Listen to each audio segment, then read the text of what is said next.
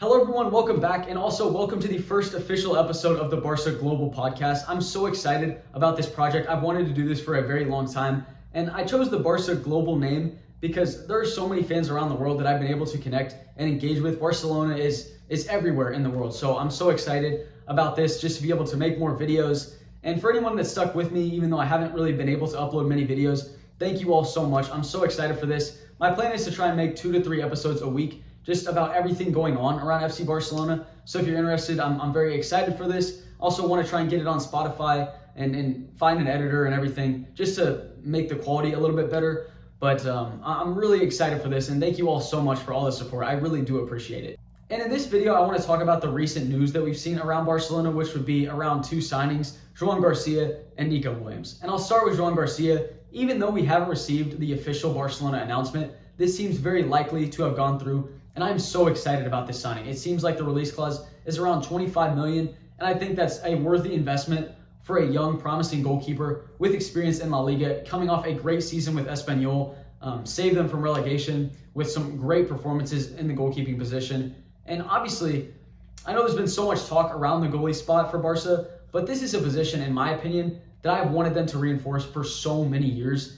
And that's nothing against Ter Stegen, but I just felt like the club stalled. They just stood still for too long in that position, and they needed to make a change. And that's exactly what they're doing this summer. They haven't wasted a day in the summer yet, so I'm very excited for this signing. And I think, in my opinion, the intention of Joan Garcia to leave Espanyol for Barcelona, which I was a little bit skeptical of at first, I think he's coming in to be the first choice goalkeeper at Barcelona. And so that means the number 2 spot is going to be between Ter Stegen and Szczęsny. And it seems possible that Szczęsny is going to renew his contract. So what does that mean for Ter Stegen? Does that mean that the club would try and sell him? Would that mean he wants to leave with the 2026 World Cup coming up? If he wants to be the first choice goalkeeper for Germany, is he going to accept a spot that's not first place? I'm not sure. So I'm really excited to see this signing happen, though. I cannot wait, because I felt like, again, this is a position that I've really wanted Barcelona to reinforce for so many years. And for 20 to 25 million for a very promising goalkeeper in La Liga, this is such a great signing. And then moving on to Nico Williams, and even before I talk about Nico Williams and the impact that I think he would have on the squad, you have to talk about Rafinha, because that's the player that so many Barca fans bring up when you talk about Nico Williams. Is what's going to happen to Rafinha? Is he not going to be a starter? It's kind of crazy to think about the impact that Rafinha had and how many goals and assists and the productivity that he had last year. And then Barca, in that left wing position, go and try and sign another player there. Looking at it like that, it does seem crazy. But when you really think about it, this is going to help Rafinha. Rafinha is going to be a starter for Barcelona next year. Don't get me wrong. He's one of the first names that you write on the team sheet.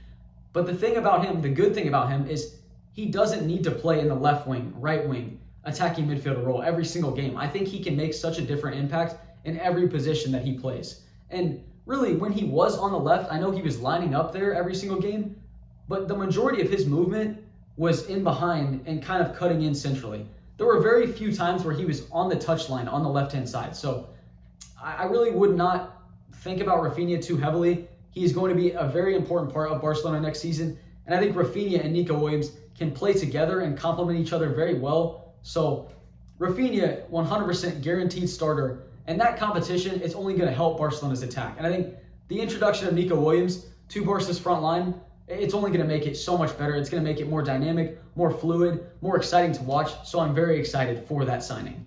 And then speaking about specifically what I think Nico Williams can bring to this Barcelona team, I want to remember Lamine Yamal being out injured in December, where Barcelona went through that really rough patch. I think they picked up 1 point from a possible 12. They looked terrible. They looked so predictable. It was tough to watch, to be honest, because nothing was really happening. They just kind of went through games just very passive. They didn't have someone that could create a chance, that could open up a game, that could take their defender on 1v1. That's what I think Nico Williams will offer on the left-hand side.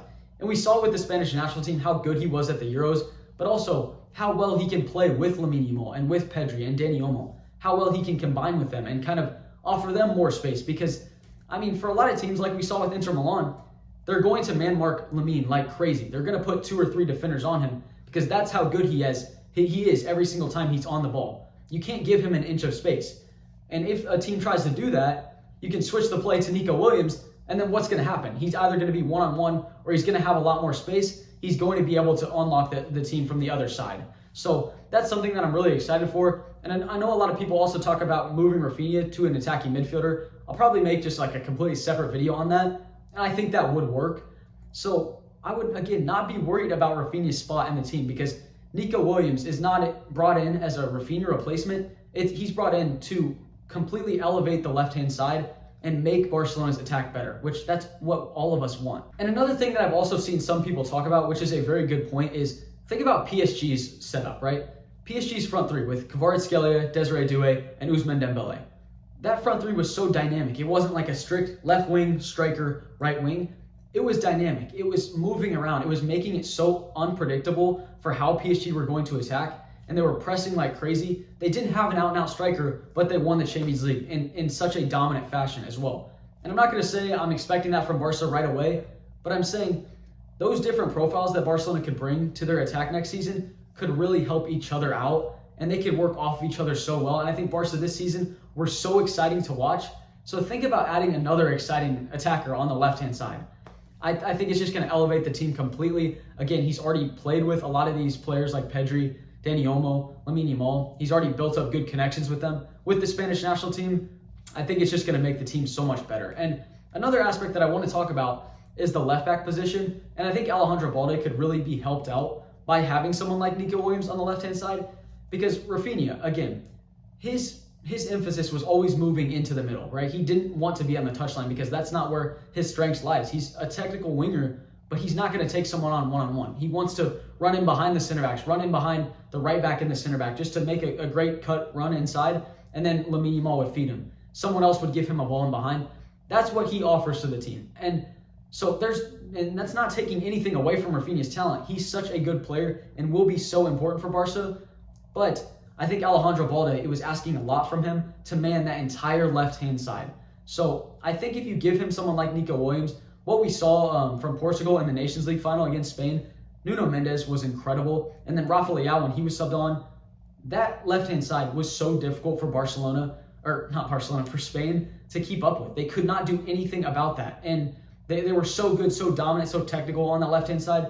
That's what I would hope from, Nico Williams and Alejandro Balde. In my opinion, I think that's the potential that we could see there. I think that left-hand side could be the best left-hand side in the world, especially under Hansi Flick and the way that he wants to play. So I just think it's going to completely elevate the team. I'm so excited about this signing. If you watched my videos from last year, you know how much I wanted Barcelona to sign him and bring him into the club. But I respect the fact that he stayed at Bilbao. If he wants to stay there again for another year, that's fine. But the reports that we've been seeing is he is open to a move to Barcelona. He would even lower his salary expectations. So all of that is good news for us fans. But as I said, not just those signings, there's so many exciting things happening at Barcelona right now. So I can't wait to make more videos. And I also want to try and get more like Barca creators on as well, just to join in some episodes and just be able to talk about things.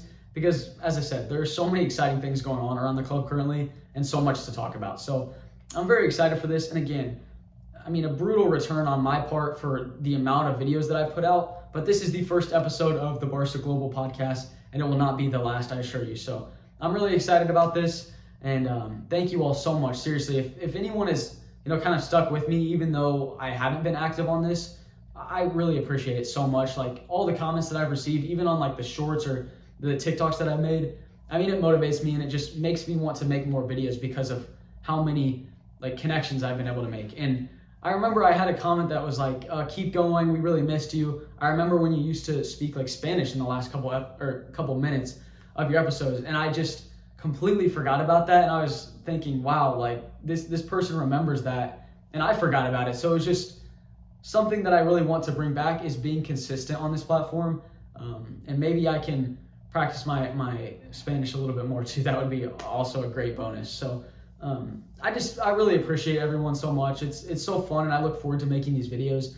So in the last 5 months, I also hope you all have been great, been doing very well, and yeah, I'm really excited for this project. I can't wait to make more videos and talk with you all more because I missed everyone. I missed everything about this. So I'm excited to get back into it. And as always, hope you have been doing great, and I hope you have a great rest of your day. Visca Barca as always. I'll see you all later. Peace.